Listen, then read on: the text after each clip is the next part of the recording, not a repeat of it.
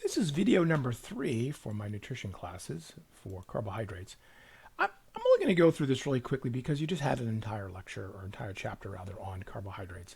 I mean, generally speaking, this is how it works. We eat carbohydrate-rich foods. There are some enzymes in the mouth for breaking down starches called amylase.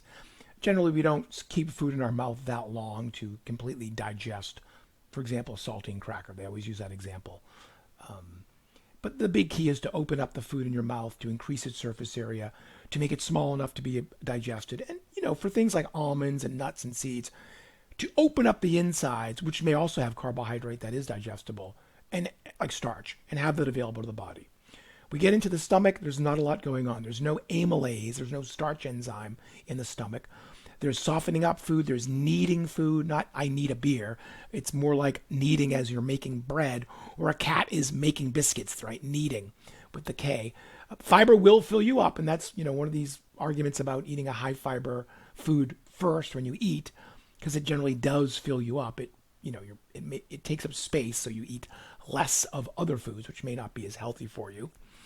When we get to the small intestine, that's where most of this takes place. The pancreas makes an enzyme called amylase. It takes the starch and breaks it down into smaller molecules. Hopefully you can get that molecule down to maltose, sucrose, or lactose from dairy. And then we've got the enzymes, lactase, maltase, and sucrase. Those are not actually made by the pancreatic. They're not made by the pancreas. They're not in the pancreatic juice. Those enzymes actually sit on the villi. They sit on the surface of the villi. And so when maltose or sucrose or lactose comes forward, if you will, you can snip them in half. And since we've got transporters for glucose, fructose, and galactose, all those sugars can be brought in.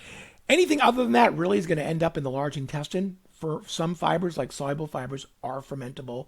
They can cause gas. Insoluble fibers generally go right through you. So skin, seeds, those just go right through you. Celery is not causing anyone to have any gas. And then the big question is, what happens once the sugars are absorbed? So glucose stays glucose. The liver will convert fructose to glucose. That's actually a very slow process. And the big concern is if you eat a lot of fructose, more than the liver can handle, people suggest that all that extra fructose gets converted to fat to get it out of the bloodstream. So that's not good. And the galactose, which came from milk sugar, lactose, that gets converted to glucose. So what you really have after a meal is a lot of glucose floating around. And what's going to happen to the glucose? The plan is you just can't burn it all right then. Nobody eats a plate of spaghetti and just runs a marathon. The plan is to store it. And the places that we want to store it in are the muscle, for the muscle, and the liver, temporarily, so the liver can provide it to the body later.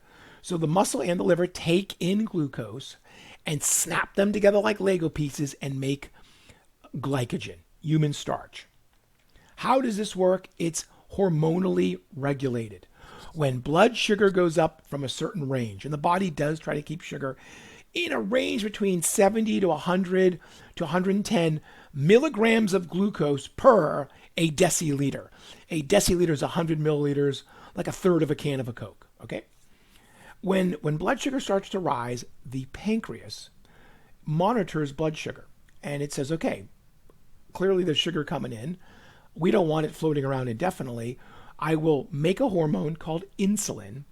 Insulin will go to many cells of the body, especially the liver, especially the muscle, and tell those tissues, please, there's plenty of glucose available. Take it up and store it. As long as you have high blood sugar, you will make insulin. If you literally pack the liver full of glycogen, done. You pack your muscles full of glycogen, done. And there's still a lot of glucose in the bloodstream, you will still make insulin. What the liver will do is convert some of that to fat.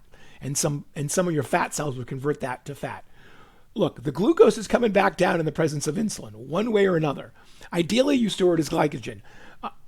Unideally, or hopefully you don't eat so much carbohydrate that you end up making some of that into body fat.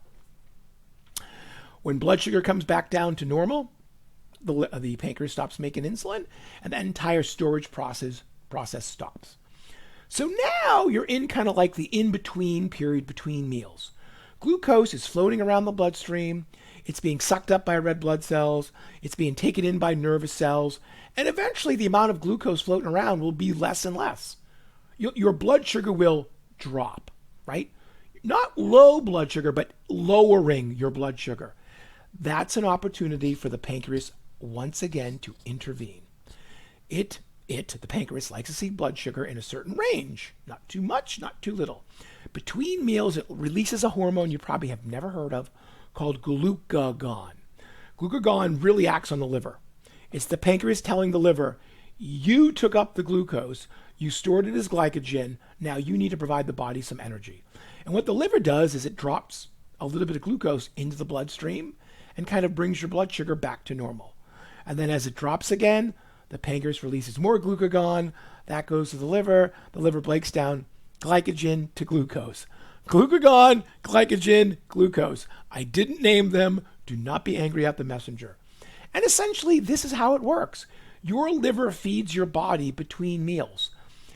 If you're not very active, you might be able to suck off the liver, like sip off the liver for 8 hours. You could literally eat a big breakfast and go all the way to the end of the day before you start to feel like, oh, I'm feeling a little lightheaded.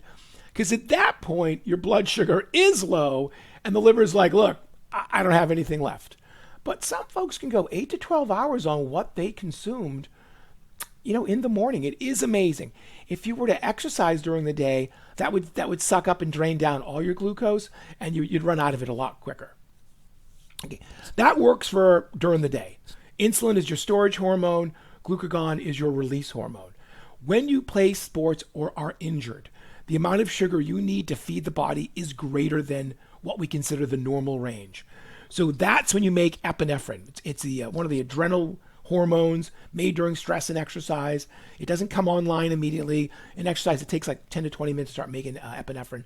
And epinephrine really does go to the liver and say, look, I'm exercising now. You need to release more than the average amount of glucose. And please do. And it's true, you do. And by the way, epinephrine goes to body fat and says, okay, we need more body fat than normal. Epinephrine goes to your muscle and gives the muscle permission to break down its own glycogen and its own fat even quicker. Epinephrine truly is a throw everything into the bloodstream and let's go. And you'll have much higher blood sugar than normal and much higher circulating fat than normal while you exercise. And as soon as you're done exercising, epinephrine levels will drop down to kind of the baseline. And then all that glucose will be restored back into the body as glycogen, and all your fat gets packaged back into your fat cells as fat. So that is the regulation of sugar for after a meal, insulin, between meals, glucagon, during exercise, injury, those kind of things, epinephrine. I have a great animation that was from a publisher that actually went bankrupt, and their animation was online, and I have it. So it's in Canvas. Please watch it. It does a great job of explaining insulin and glucagon.